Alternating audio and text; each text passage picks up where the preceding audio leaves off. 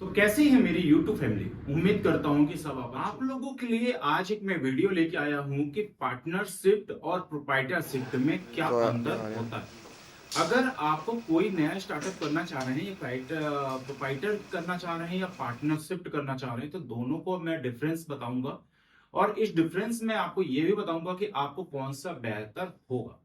तो है, मैं हूं आपका दोस्त वीरेंद्र और आप देख रहे हैं हमारा चैनल टच सपोर्ट। ऐसी इंटरेस्टिंग वीडियो लेके आते रहते हैं पर थोड़ी सी आप लोग की नाराजगी है। आप लोग चैनल को तो वीडियो देख लेते हैं, बस लाइक नहीं करते ना सब्सक्राइब करते हैं।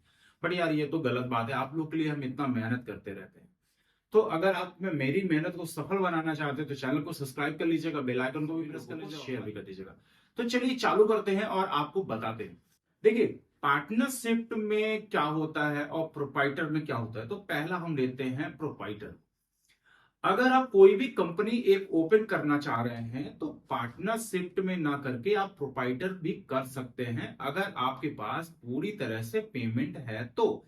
या फिर आपको पैसे की जरूरत है, दो लोग मिलकर स्टार्टअप करना चाह रहे हैं तो प्रोप्राइटर ना करके आप पार्टनरशिप कर सकते हैं। तो चलिए पहले प्रोप्राइटर क्या होता है।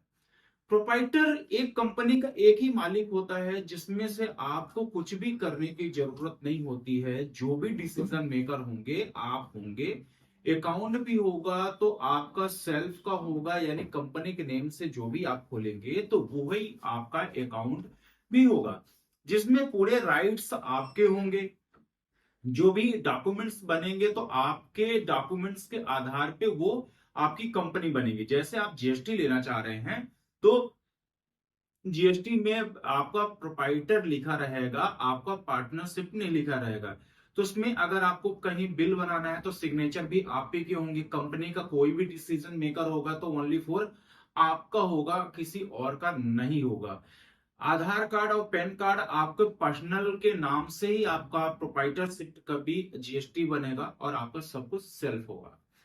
और इसमें सबसे अगर कोई भी मतलब यानी कहना चाहिए बैंक से लोन ले रहे हैं तो आप ही के नाम से हो गए या तो आप कंपनी के नाम से ले सकते हैं। ये होता है प्रोप्राइटरशिप।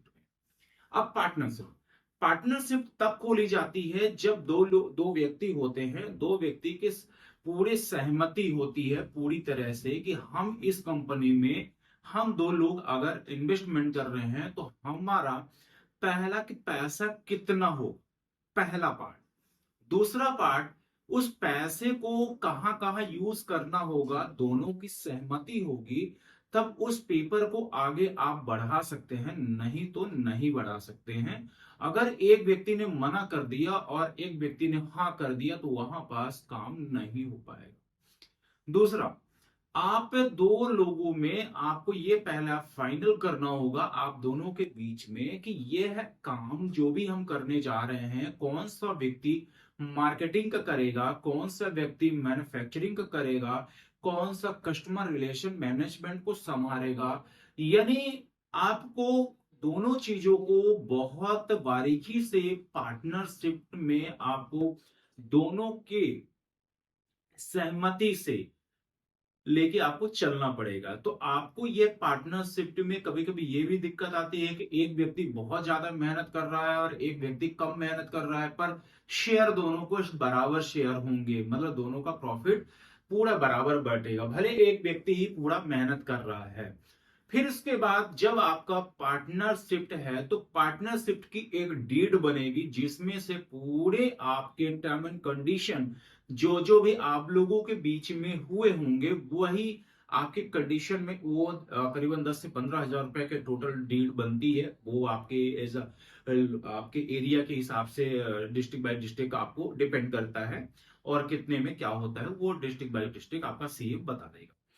तो आपको जब ये बनवा लेंगे तो उसमें आपको पार्टनरशिप भी लिखा रहेगा। तो जो अगर बिल भी आप किसी को सेल करेंगे तो आपको दोनों लोग के सिग्नेचर लगेंगे उसमें से। जब अकाउंट खुलेगा तो अगर आपको किसी को पैसा ट्रांसफर करना है या निकासी करनी है या कहीं पे कुछ भी करना है तो दोनों को सहमति से उस चेक में या वो आरटीजीएस में जब होगा तब कुल मिला के सिग्नेचर होगा। तो ये पहले से श्योर हो जाए कि जो भी कंपनी अगर आप स्टेब्लिश करना चाह रहे हैं तो पार्टनरशिप में करना चाह रहे हैं या प्रोप्राइटर में।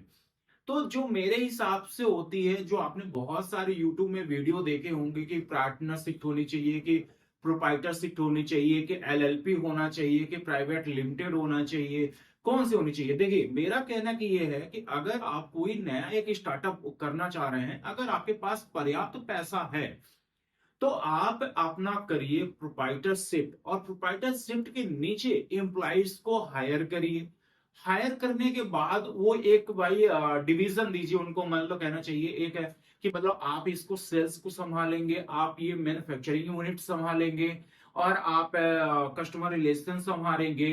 तो ये इस चीज में आपको एक चीज का बेनिफिट मिलता है कि जब आप पार्टनरशिप ना करके प्रोप्राइटरशिप करेंगे, तो उसमें से आपकी कोई भी लड़ाई झगड़े बिल्कुल नहीं होंगे, क्योंकि एम्प्लॉइज का आना जाना बिल्कुल बना रहेगा।